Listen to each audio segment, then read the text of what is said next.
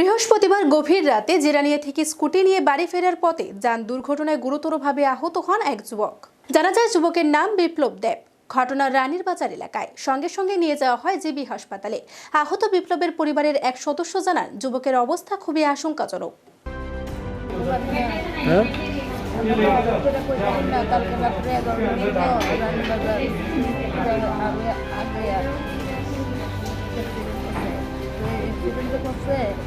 তারপরে আনতে ওই অ্যাম্বুলেন্স দিয়ে সেটা নিয়ে আসে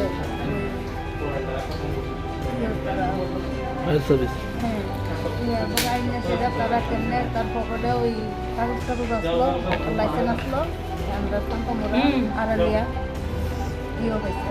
কি নাম? বিপ্লব দেশ। বিপ্লব দেশ সরকার। বয়স কত? কি করে? সুপার কাছে বাড়ি কোনখানে?